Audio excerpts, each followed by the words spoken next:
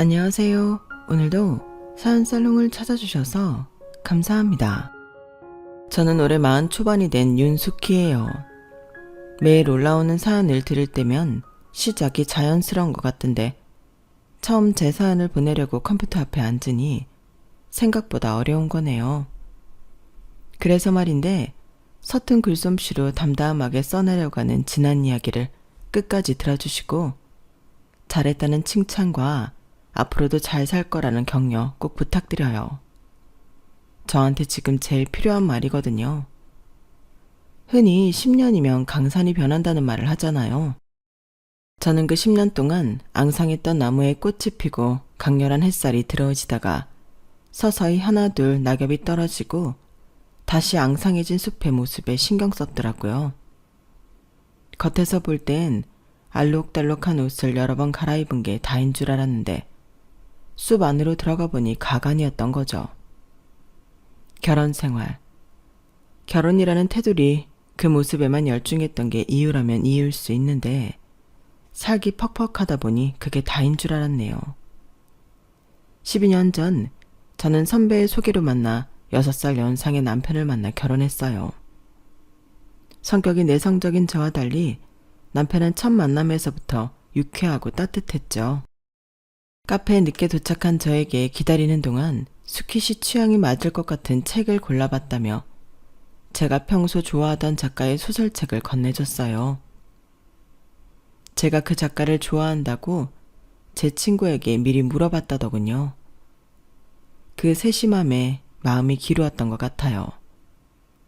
연애 기간 동안 남편은 제가 직장에서 상사와 갈등이 있을 때도 제가 옳다며 항상 제 편을 들어줬어요. 수키야, 내가 열심히 일해서 꼭 행복하게 해줄게. 5년 안에 우리 집도 마련하고 10년 안에는 아이들 교육비까지 든든하게 준비할 거야. 아직 결혼 생각이 없던 저에게 구체적인 인생 계획표까지 그려가며 저를 안심시켰죠. 그 청사진을 믿고 연애 10개월 만에 서울 외곽의 전세로 신혼집을 구했습니다. 방 2개짜리 아파트였지만 그 공간이 저희에겐 천국 같았어요. 남편과 저는 매일 저녁 함께 요리하고 주말에는 커튼이며 작은 화분까지 하나하나 고르면서 우리만의 공간을 만들어갔어요. 둘이 앉아 TV를 보다가도 이제 매일 헤어지지 않아도 된다며 서로 애틋하게 바라보고 웃기도 했었네요. 매일 출퇴근하면서 남편을 위해 어떤 요리를 해줄까? 고민하는 것도 행복한 일상 중 하나였어요. 결혼 후 얼마 지나지 않아 남편이 회사에서 승진하고 저 역시 예상치 못한 성과금까지 받으며 내 집 마련의 꿈을 향해 한 발짝씩 다가서고 있었죠. 그런데 어느 날 남편이 퇴근 후 평소보다 늦게 들어왔어요. 그때 눈빛이 평소와 다르더군요. 여보, 오늘 회사에서 무슨 일 있었어? 남편은 한참을 망설이다 입을 열었어요. 사실 내가 2년 동안 준비해온 사업 아이템이 있어. 요즘 회사에서 이런 젊은 직원들의 아이디어는 무시하고 상사 비위나 맞추라고 하는 게 너무 답답해. 내 사업을 해보고 싶어. 순간 가슴이 철렁 내려앉았어요. 남편의 말은 우리가 그동안 계획해온 모든 것을 뒤엎는 일이었으니까요. 안정적인 직장을 그만두고 창업의 길로 간다니 도대체 무슨 생각인가 싶었죠. 정말 확신해? 지금 오빠 위치가 얼마나 안정적인지 알잖아. 승진한 지 얼마 안 됐고 실패하면 우리 계획이 다 틀어져. 그거 알고 하는 소리야? 수키야, 난 이대로 평생 남의 회사에서 눈치 보며 살고 싶지 않아. 아무리 내가 승진하고 승승장구하면 뭐해. 결국 남한테 좋은 일 시키는 거잖아. 내 아이템은 정말 가능성이 있어. 지인들도 다 가능성이 있다고 했어. 겉으로 애써 태어난 척 침착하려고 했었지만 이미 저는 속으로 울고 있었네요. 남자들은 왜 결혼 전에는 이런 이야기를 하지 않을까요? 상의 없이 함께 계획했던 모든 것을 틀어버리는 남편 때문에 만남부터 연애, 그리고 프로포즈의 순간까지 머릿속에 떠오르며 한숨만 나오더라고요. 매일 밤 토론이 이어졌고 결국 남편의 간절함에 조금씩 마음이 흔들렸어요. 그래, 내 남편을 믿자. 그는 항상 책임감 있게 행동해 왔잖아. 그리고 만약 성공하면 정말 더 큰 미래가 기다리고 있을지도 몰라. 한 달간의 고민 끝에 우리는 결국 전세금을 빼서 남편의 사업에 투자하기로 했죠. 8천만 원. 당시 저희 부부가 모은 전 재산이었어요. 마침 전세 계약이 끝나가는 시점이라 더 저렴한 월세로 옮기면서 차액을 사업 자금으로 쓰기로 했던 거죠. 걱정하지 마. 내가 다 책임질게. 1년만 지나면 우리 집도 장만할 수 있을 거야. 온라인 쇼핑몰은 초기 투자만 잘하면 리스크가 적다니까. 처음엔 순조로운 듯 했어요. 남편은 밤낮 없이 일했고 저도 직장 생활을 하면서 주말에는 남편 사업을 도왔죠. 사무실 임대료 아끼려고 집에서 작업했는데 거실은 온통 상품의 샘플과 포장재로 가득했어요. 그래도 남편의 열정 넘치는 모습에 이 정도 불편쯤은 아무것도 아니라며 참았네요. 하지만 2개월이 지나자 문제가 보이기 시작했어요. 생각보다 광고비는 많이 들고 경쟁업체는 너무 많았던 거예요. 드디어 첫 주문이 들어왔어. 그동안 노력이 보상이라도 받는 듯 남편과 함께 두 손을 부여잡고 좋아했는데 긴장감이 풀어져서인지 그날 밤 저는 살짝 두통이 있었어요. 몸살이 올까봐 조심했는데 그게 임신 징후였던 거죠. 매일 긴장 속에 스트레스를 받았는데 그 와중에 천사가 찾아온 거예요. 하지만 현실은 그 기쁨을 만끽하기 어렵더군요. 예상하지 못했던 물류 지연이 고객 불만으로 늘어갔거든요. 배송이 늦는다, 상품이 설명과 다르다는 항의 전화를 받을 때마다 남편의 어깨가 점점 처져가고 있었죠. 여보, 조금만 더 기다려. 초반에는 다 이런 거래. 우리 제품이 입소문만 나면. 심한 입덧으로 고생하면서도 남편을 위해 힘을 내려 했지만 현실은 냉혹했어요. 아무리 노력해도 사업 아이템이 좋았어도 시장 조사를 제대로 안 하고 무턱대고 달려든 결과 무모한 도전이라는 걸 알았을 땐 이미 늦었더라고요. 결국 시작한 지 1년 만에 사업은 실패로 돌아갔고 저희의 전 재산도 사라졌거든요. 그날 밤 남편은 술에 취해 들어왔어요. 그리고는 어떻게든 처자식을 먹여 살릴 생각에 급하게 이력서를 내고 면접을 보고왔는데 탈락했다고 말했죠.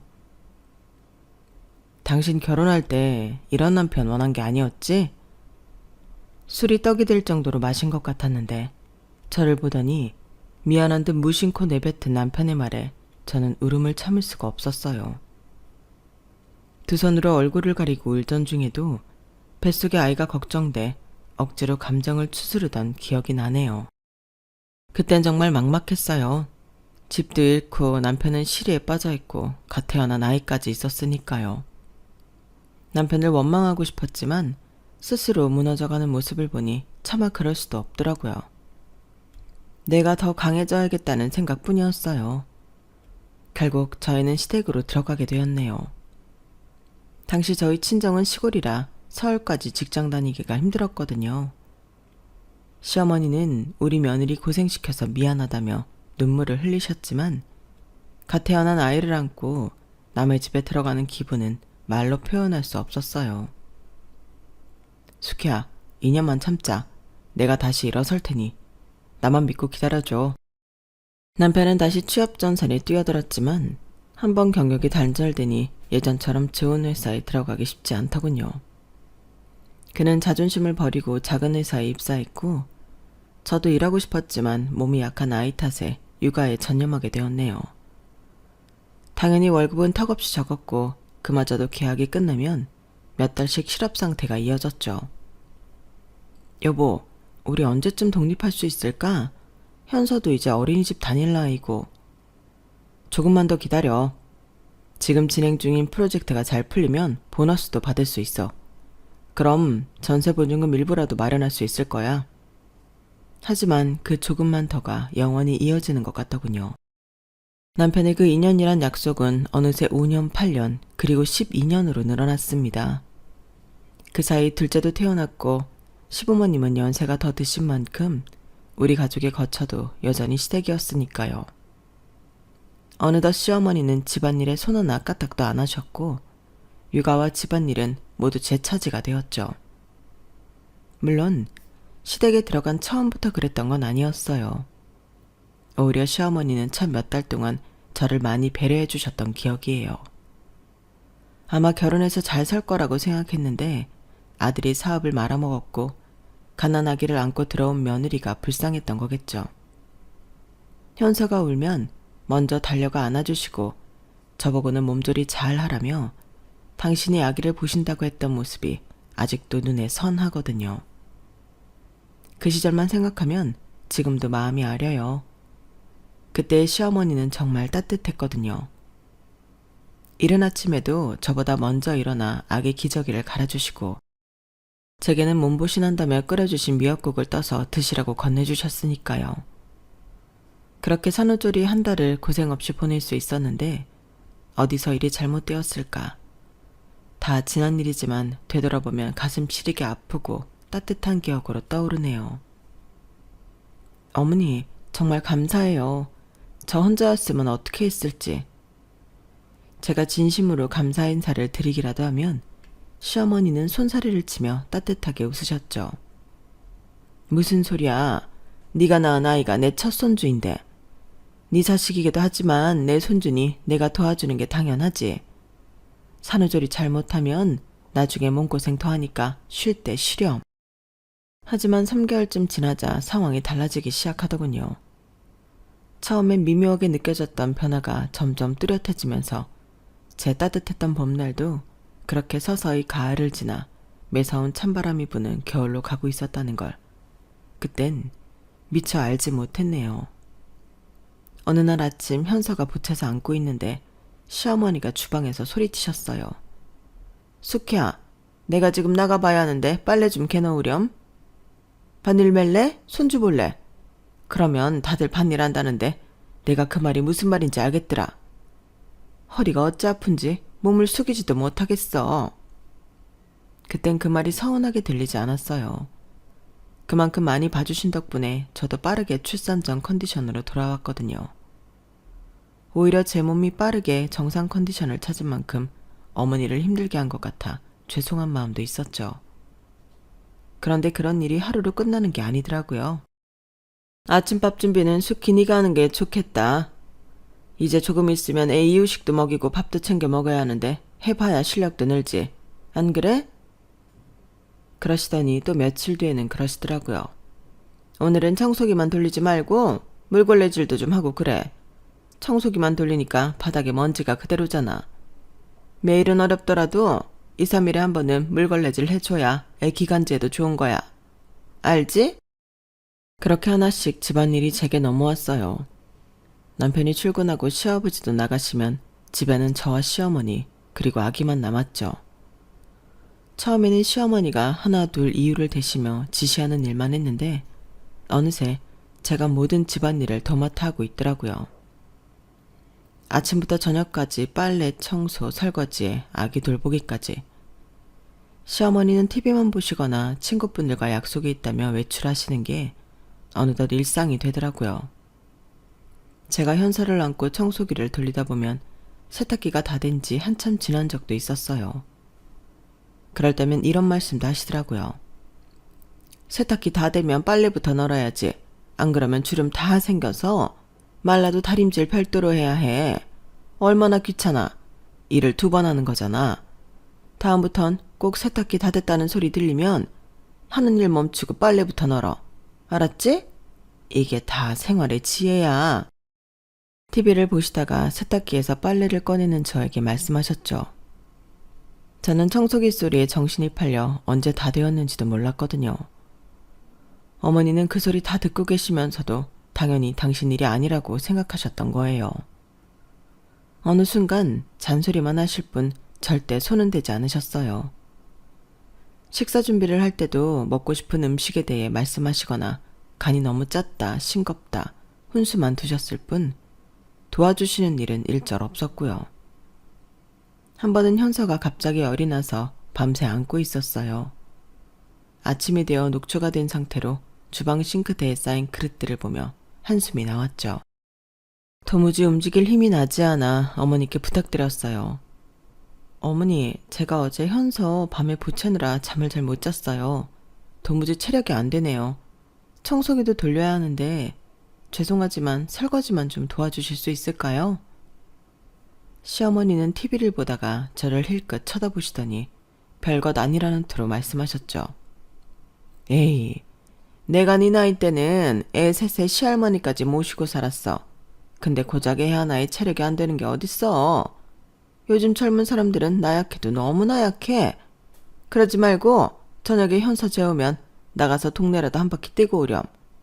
애는 크는 만큼 네 나이도 될 텐데 체력이 지금보다 더 떨어지면 다 늙은 내가 집안일 하리? 어머니, 그래서 어머니 지금도 비 오면 허리 아프시다고 말씀하시잖아요. 힘든데 쉬지 못하고 일 계속하셔서요. 저도 그러면 어떡해요. 다른 날 같으면 제가 하죠. 그런데 저 정말 어제 현서 보느라 한숨도 못 잤어요. 울려고 내려놓으면 어머니나 그이 잠 못 잘까봐 어제 밤새 안고 있었거든요. 고생을 대물림하는 게 당연하다는 듯 말씀하시는 시어머니 말투에 저도 모르게 입이 자동으로 열리더라고요.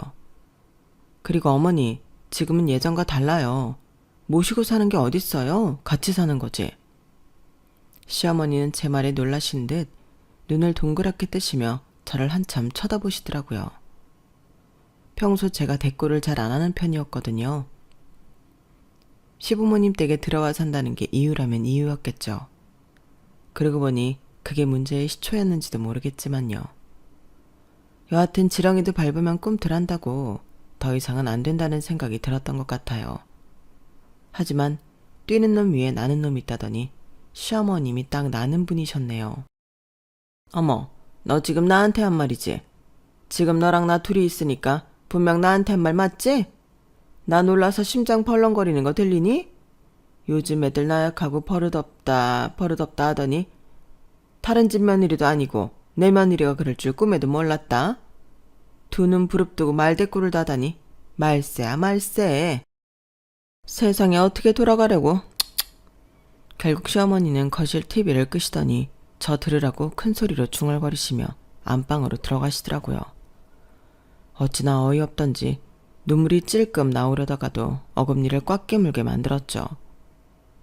그날 저녁 퇴근한 남편에게 쌓였던 서운함과 분노가 뒤섞인 감정들을 털어놓았어요. 당신 입장 이해해. 몸이 피곤해서 도와달라고 말했던 건데 그런 소리 들었으면 나라도 서운했을 것 같아. 그런데 엄마 말처럼 엄마는 그런 세대를 보내셨던 분이니까 당연하다고 생각하셨을 거야. 오히려 당신이 또박또박 맞는 말에서 더 어이없고 괜히 민망하니까 TV 끄고 거실 들어가셨다며. 다음엔 안 그러시겠지. 나도 엄마한테 말 잘해볼게. 미안해. 내가 사업 말아먹지만 않았어도 당신 힘들게 안 하는 건데. 속 시원하게 어머님 욕을 해주는 남편은 아니었지만 중간에서 자기 나름대로 애쓰려는 남편을 보고 있으면 갑자기 또 미안하다는 생각이 들었어요. 남편도 남편 나름대로 아둥바둥 애쓰고 있는데 철없이 제 맡은 일을 안 한다는 느낌이 들었던 거죠. 다 지나고 보면 부질없는 짓이었는데 말이에요.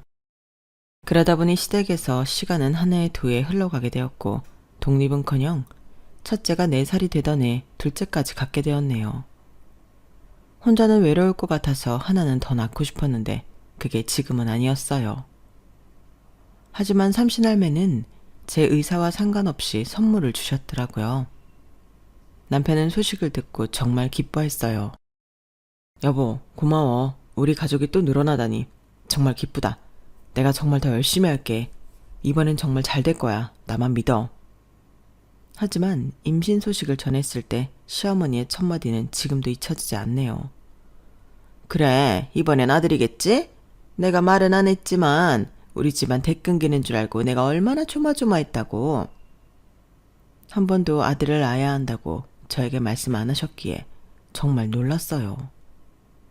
한편으론 집안일은 다 시키면서 부담은 주기 싫으셨던 걸까 생각하며 의외로 나쁜 분은 아닌가 보다 싶기도 했고요.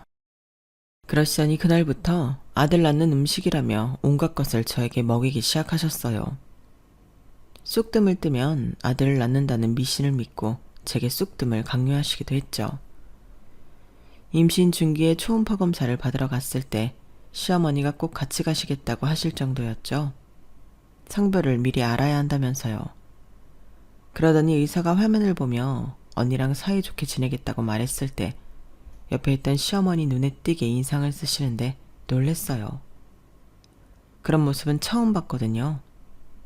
집에 돌아오자마자 시어머니는 한숨을 크게 쉬며 말했어요. 아, 또 딸이라니 우리 집안은 태가 끊기겠구나. 그래도 뭐 삼세판이라는 말이 괜히 있는 게 아니잖니? 그치 수키야.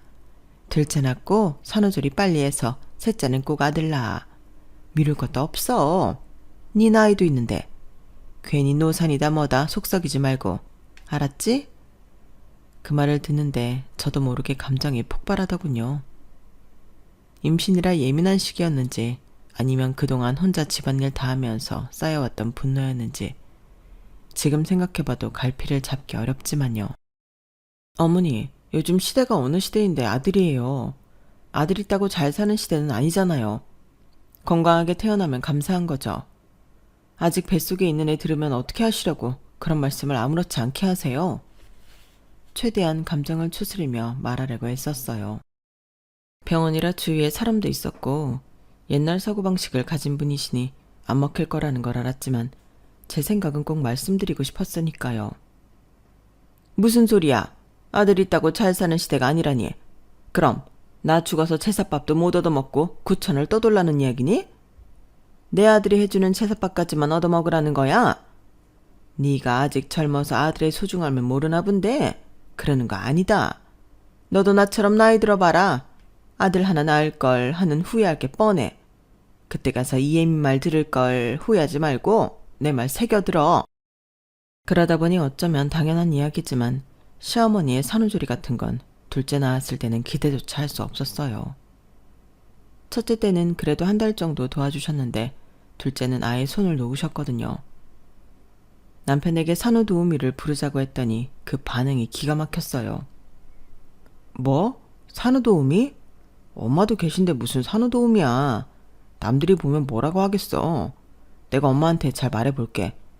그런데 돈 쓰면 분명 뭐라고 잔소리하실 게 뻔한데 집안일은 내가 퇴근하고 와서 도울게. 현사는 낮에 어린이집 가고 그렇게 힘들 것 같지도 않구만. 어이없는 신랑 반응에 내가 지금까지 살붙이고 살던 사람 맞나 싶더라고요. 엎친 데 덮친 격이라고 시어머니는 더 하셨네요. 요즘 젊은 사람들 참 하여튼 손 하나 까딱 안 하고 편하게만 살려고 해. 산후도우미 부르는 거 너무 사치야. 우리 때는 상상도 못했어. 그리고 남들이 보면 뭐라고 하겠니? 시어머니 있는데 산후도우미 부른다고? 뒷담화 엄청 나올 텐데. 산후조리가 뭐 별거야? 뜨끈한 방에 누워서 미역국만 먹으면 되는데 배고프다고 젖주는 게 뭔 일이야? 집안일? 의사도 가만히 누워있으면 오히려 안 좋다고 TV에서 나와서 말하더만. 쉬면서 청소기 돌리고 그러는 거지. 하여튼 어떻게든 돈 벌 생각은 안 하고 돈 쓸 궁리만 하고. 그 순간 뭐랄까 제 안에 무언가가 툭 끊어지는 느낌이었어요. 남편에게 뭐라도 말해봤자 소용이 없다는 걸 깨달았죠. 말보다 행동이라는 생각이 들었어요. 그래서 아무것도 안 하기로 했어요. 그냥 정말 아무것도요. 다음 날부터 저는 오로지 둘째만 안고 있었죠. 밥하라는 소리에 대꾸도 안 했고 당연히 빨래, 청소, 설거지, 장보기 모든 집안일에서 완전히 손을 뗐어요. 현서는 어린이집에 가고 저는 그냥 방에서 아기만 돌봤어요. 첫날은 아무도 뭐라 하지 않았어요. 당신들이 한 말이 있으니 나와서 이래라 뭐해라 말하기 민망했겠죠. 그런데 오래 못 가더라고요. 둘째 날 시어머니가 주방에서 소리치시더라고요. 수키야, 설거지가 산더미처럼 쌓였는데 좀 치울래? 저는 무덤덤하게 대답했어요. 어머니, 저 지금 아기 젖 먹이고 있어요. 3시간 뒤에도 비슷한 상황이 반복됐죠. 수키야, 빨래 좀 돌리자. 파구니가 넘치겠다. 어머니, 지금 아기가 잠들었어요. 저도 지금 아니면 또 못 자요. 잠깐 한숨 잘게요. 그렇게 이틀 사흘이 지나자 집안은 엉망이 되었고 시어머니는 어쩔 수 없이 집안일을 하기 시작했어요. 퇴근한 남편도 놀란 눈으로 저를 쳐다봤죠. 여보, 몸이 많이 안 좋아? 오늘도 방에서 밥 먹을 때만 나오고 안 나왔다며. 몸이 좋고 말고가 어딨어. 하루 종일 애 기저귀 갈고 젖 먹이고 하다 보면 하루가 다 가는데. 게다가 현서 어린이집 데려다주고 데려와서 씻기고 밥 먹이고 자기 전까지 놀아주면 몸이 10개라도 모자랄 판이야. 남편은 무언가 말하고 싶어하는 눈치였지만 저도 모르쇠로 일관하며 주구장창 힘들다는 말만 하니 아무 말도 못하더라고요. 그렇게 일주일이 지났을 무렵 더 이상 안 된다고 판단했는지 남편이 말하더라고요. 가사 도우미 알아봐야겠다. 이러다 집안꼴이 말도 아니겠어. 엄마도 많이 힘들어하시고. 시어머니는 못마땅하신지 눈에 쌍심지를 켜고 계셨지만 더 이상 말씀하시진 않았어요. 남편이 못 이기는 척 가사 도우미를 부르지 않는다면 당분간 집안일은 어머니 차지가 될 거라는 걸 너무 잘 알고 계셨으니 말리고 싶지 않으셨겠죠. 돈이 아깝다고 계속 궁시렁대셨지만 그 돈 아끼려고 집안일을 하기 시작하면 앞으로도 해야 할지 모른다는 두려움이 계셨을지도 모르고요.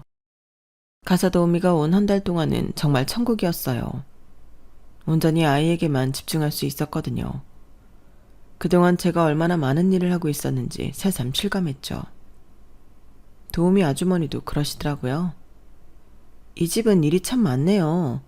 보통 가사 도우미 10년인데 해도 이 집은 일이 끝나질 않아. 새댁 힘들었겠어. 한 달이 지나자 도우미도 떠나고 다시 일상으로 돌아왔어요. 하지만 이제 전과는 확실히 달라졌죠. 다른 건 모르겠지만 제 마음가짐이 전과 달라진 걸 느꼈거든요.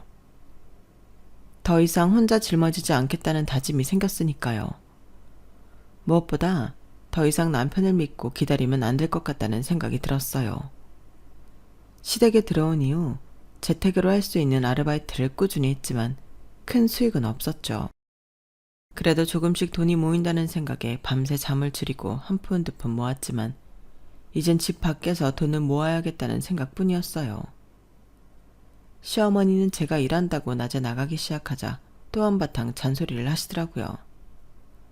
애도 어린데 무슨 일이야. 집에서 애나 잘 키워. 며느리가 돈 벌겠다고 나가면 이 집은 누가 돌보고. 내가 나이가 몇인데 며느리 놔두고 집안일 하라고? 게다가 아들까지 있는데? 나가서 고작 몇 푼 번다고 집안을 이 모양 이 꼴로 만들겠다는 거야?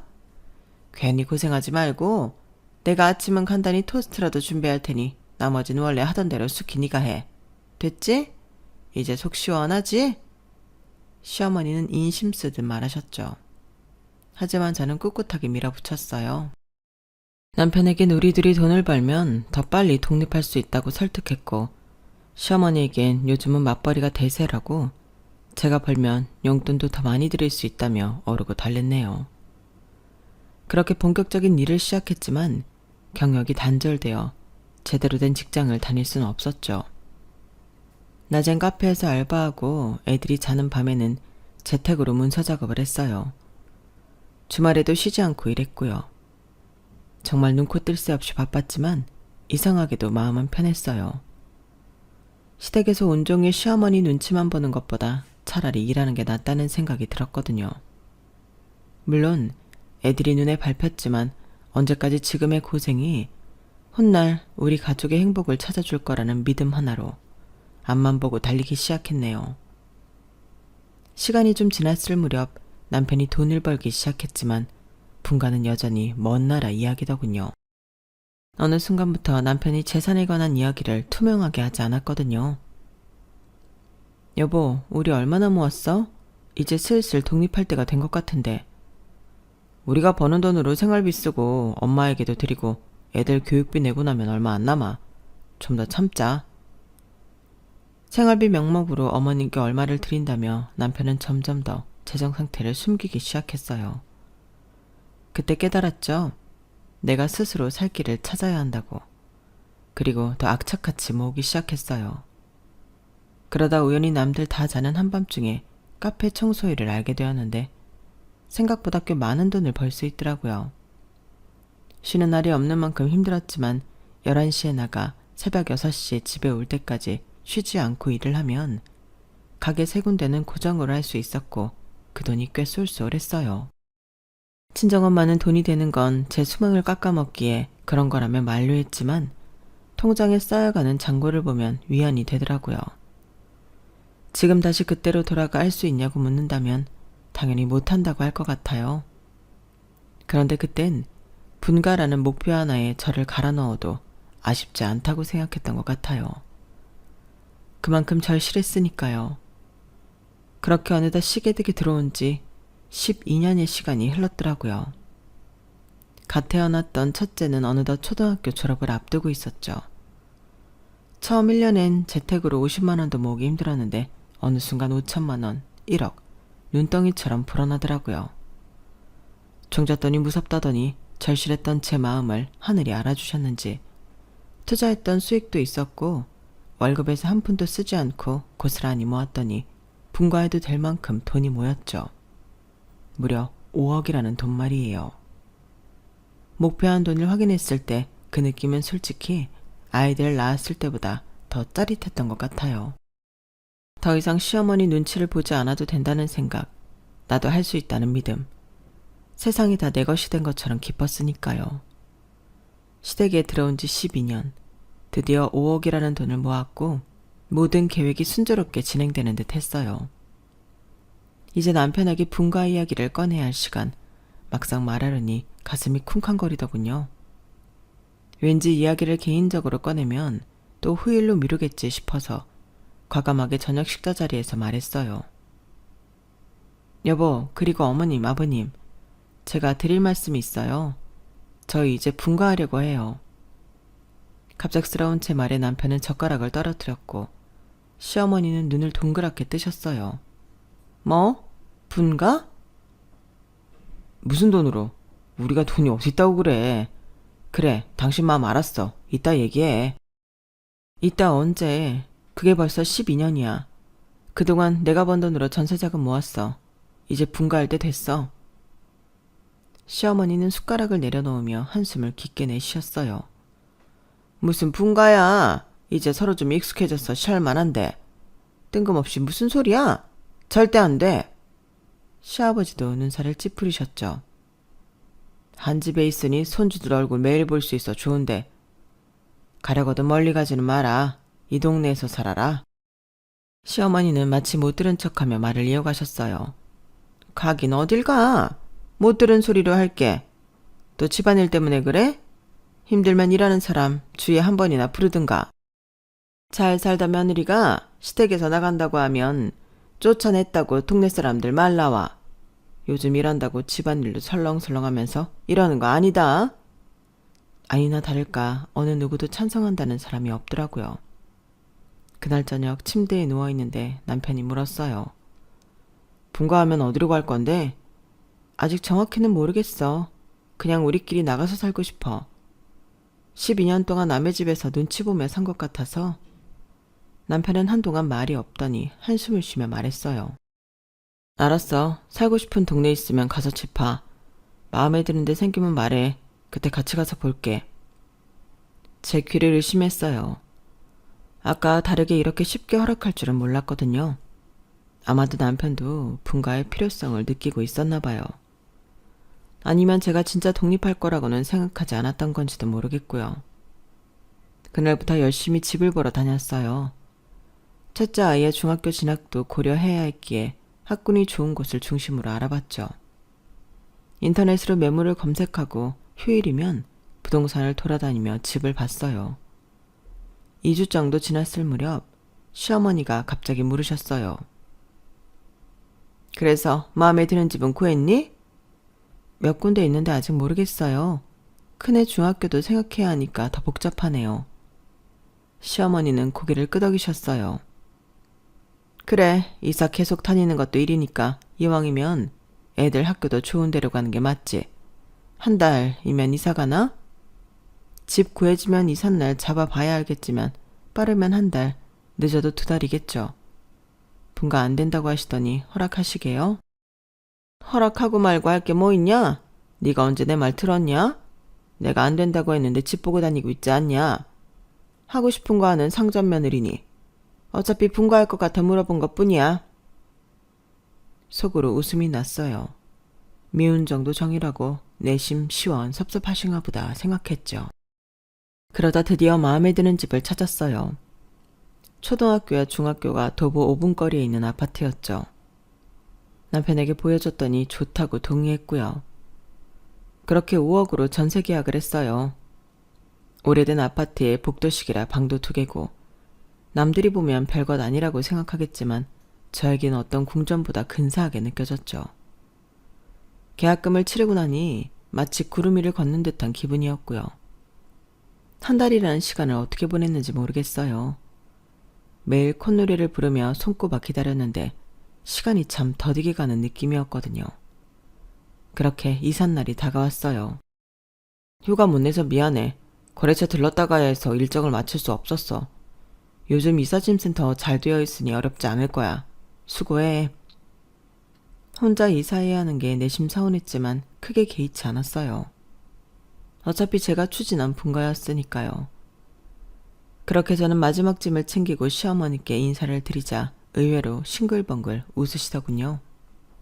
가서 잘 살아라. 그 미소가 왠지 모르게 어색했지만 그때는 깊게 생각하지 않았어요. 드디어 꿈에 그리던 분가였으니까요. 설레는 마음으로 이삿짐 센터 직원들보다 먼저 이사할 집에 도착했어요. 그리고 현관 비밀번호를 눌렀는데 이상하게 작동하지 않았어요. 이상하다? 분명 비밀번호 맞는데? 다시 한번 천천히 눌러봤지만 역시 안 열렸어요. 그때 집 안에서 소리가 들리더니 문이 열렸어요. 낯선 여자가 서 있었죠? 무슨 일이신데 남의 집 비밀번호를 누르세요? 순간 당황해서 말을 더듬었어요. 아, 저 오늘 새로 이사 오는 사람인데요. 혹시 아직 이사 안 가신 건가요? 무슨 소리예요? 저희가 어제 이사 왔는데요. 네? 그럴 리가 없는데. 여기 맞나요? 센트럴 아파트 315동 1102호. 다 맞아요. 저희 어제 이사 왔다니까요. 무슨 일인지 모르겠지만 경찰에 신고하기 전에 가세요. 당황스러워서 얼른 문을 닫고 나왔어요. 곧바로 남편에게 전화했지만 받지 않았죠.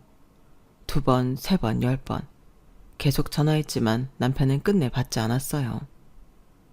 그새 도착한 이삿짐센터 직원들은 어리둥절해하면서 짐을 어디에 내려놓아야 할지 물었어요.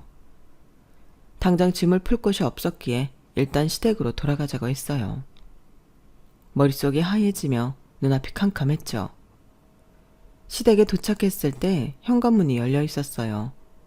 거실이 소란스러웠는데 누가 왔는지 큰 소리로 말이 오가고 사람이 들어왔는데도 모르고 말하더라고요.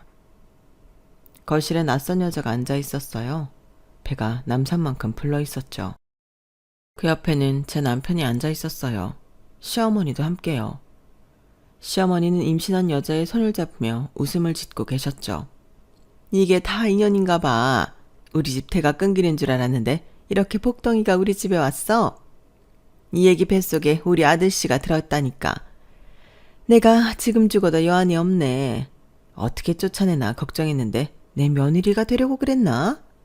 지발로 나간다는데 내가 말릴 틈도 없이 이렇게 딱딱 맞아 떨어지다니. 이제 우리 집에 좋은 일만 생기려나 봐. 이제 2억 꽁돈 생겼으니 그걸로 2층 리모델링하고 들어와. 내가 손 하나 깠다가 안 해도 되게 산후조리 제대로 해줄 테니까 걱정 말고. 순간 피가 거꾸로 솟는 기분이었어요. 그동안 쌓였던 모든 감정이 폭발했죠. 이러려고 내가 분가한다고 할 때 다들 못 이기는 척 분가하라고 등 떠밀었던 거예요? 시어머니는 눈을 동그랗게 뜨더니 코웃음을 쳤어요. 입은 삐뚤어져도 말은 바로 하랬다. 언제 내가 등 떠밀었어? 나가고 싶어 안달하던 거 아니었니? 나도 우리 집 싫다는데 내가 붙잡을 이유 없잖니. 근데 날 쫓아내는 사람처럼 말하네? 그리고 우리 집 대도 이어준다는데 마다할 이유 없잖아. 안 그래? 호박이 넝쿨채 굴러들어왔는데 막말로 네가 이 집 대를 이었니? 시부모 공양을 제대로 했니? 그렇다고 부부 사이가 좋은 것도 아니고. 이 여자 들어앉히려고 지금까지 피같이 모은 내 돈 중도금 2억을 그렇게 날린 거예요? 나 내쫓고 이 집 리모델링해서 살려고? 시어머니도 결국 이 계획에 가담하신 거네요. 말 조심해. 빼돌리긴 뭘 빼돌려. 사실 당신이 번 돈이면 내가 번 돈이나 마찬가지인데 내가 내 돈 찾아 쓰겠다는데 뭐가 잘못됐어? 그런데 순간 예상치 못한 사람들이 거실로 들어왔어요. 경찰이었죠. 그리고 제 변호사님도요. 김철수 씨, 사기 횡령, 문서 위조 혐의로 체포합니다. 이건 무슨 소리야? 그건 경찰서 가서 이야기해. 검찰도 그렇게 생각하는지 어디 한번 보자고. 경찰이 남편을 연행하는 동안 저는 가방에서 서류 한 뭉치를 꺼냈어요. 예전보다 사업이 잘 될 것 같다고 매일 늦게 들어온다더니 사업이 아니라 연애를 하고 있었더라? 그것도 유부남이? 아주 애간장이 녹던데? 눈이 동그래진 시어머니와 당황한 내언녀를 향해 차분히 말했어요. 법원에 이혼 소송과 함께 재산분할 청구했어. 내 명의의 재산은 당연히 다 가져가고 당신 명의의 재산 절반, 그리고 외도와 사기 행각에 대한 위자료 청구까지 하나도 빠짐없이 할 거야.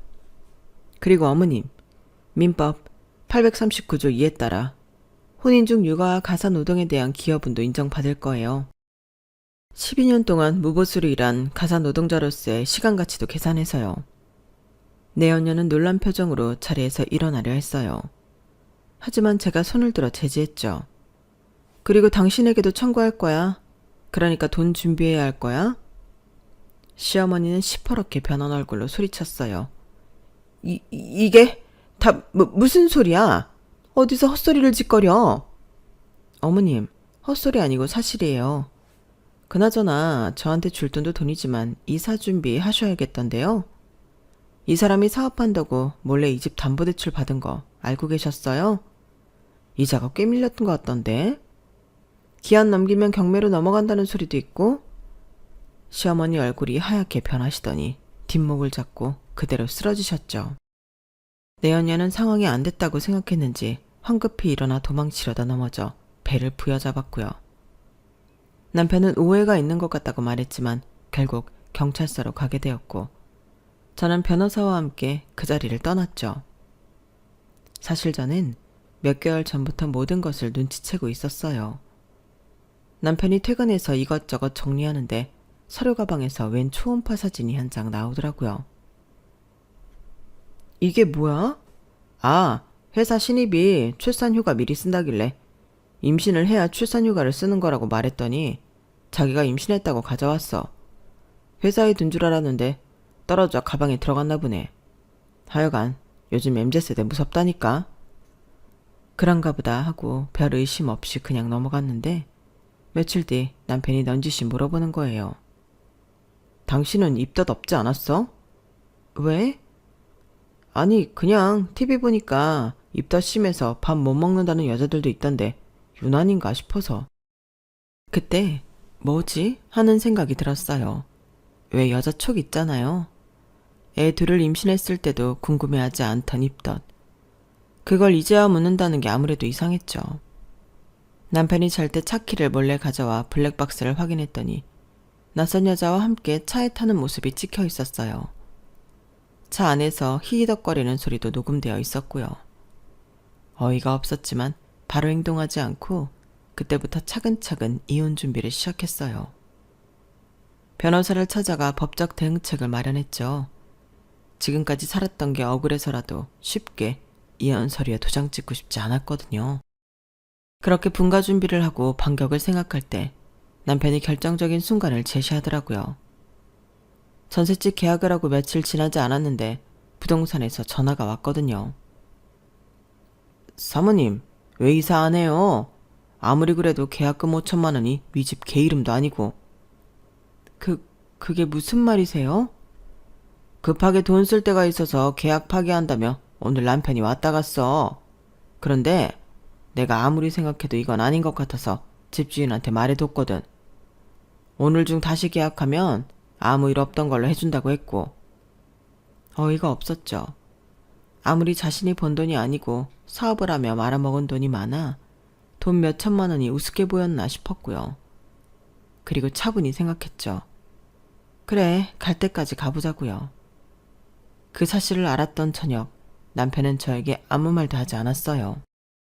태연하게 중도금 넣고 이삿날 잔금 넣으면 되는 거지 라고 묻더니 오랜만에 이사하니 가물가물하다며 넌지시 물을 뿐이었죠. 웃긴 건 집주인한테는 제가 바람이나 재산을 빼돌리려 한다며 사정사정해서 중도금을 돌려받았다는 거예요. 사실 남편이 저지른 일은 단순한 부부싸움이 아니라 법적으로 사기와 횡령, 그리고 문서 위조에 해당했어요. 그리고 제 도장과 서명을 위조한 것은 명백한 범죄였죠.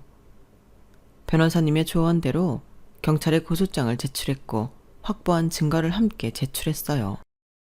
남편이 제 명의의 재산을 허락 없이 처분하려 한 행위는 재산상 배임에 해당했기 때문에 경찰이 직접 출동한 것이었죠. 이 모든 건 당연히 증거로 제출되었어요. 일을 크게 만든 건 남편이었던 거죠.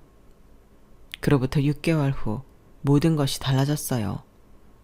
남편은 사기죄와 횡령, 문서 위조 혐의로 징역 1년 6개월에 집행유예 3년을 선고받았고 재산의 60%를 저에게 넘겨야 했어요. 가사노동과 육아에 대한 기여도를 법원이 인정해준 덕분이었죠. 게다가 외도에 대한 위자료와 양육비까지 지불해야 했고요. 내연녀는 아이를 낳자마자 도망갔다고 해요. 남편 재산이 대부분 없어진 걸 알고는 더 이상 기대할 게 없다고 판단했나 봐요. 아이는 시어머니가 키우게 되었죠. 시어머니는 남편이 몰래 담보대출을 받은 집이 결국 경매로 넘어가 자리에 나앉게 되었어요. 시아버지도 충격으로 쓰러지셨다고 하더군요. 저는 그동안 카페 청소로 쌓은 경험을 살려 클리닝 서비스 회사를 창업했어요. 아직 안정적인 수익을 내려면 몇 달 더 해봐야 알겠지만 내 일을 한다는 자부심에 매일 눈 뜨는 게 즐거워요. 딸들은 더 이상 할머니의 잔소리를 듣지 않아도 되어 행복해했어요. 첫째는 중학교에 입학해 새 친구를 사귀었고 둘째는 초등학교에서 잘 적응하고 있었죠. 그리고 이젠 제 명의로 된 18평 아파트에서 지내요. 그동안 모은 돈의 위자료를 받으니 작은 평수 아파트는 살 수 있겠더라고요. 물론 대출 조금 껴서요. 그래서 저 요즘 너무 행복해서 어디라도 자랑하고 싶었어요. 앞으로도 저 잘해갈 수 있겠죠? 제 이야기는 여기까지입니다. 들어주신 분들 모두 행복하시고 부자 되세요. 여러분, 사연 댓글에 응원과 현명한 조언 부탁드려요. 좋아요와 구독은 저에게 큰 힘이 됩니다. 오늘도 좋은 일 가득하세요.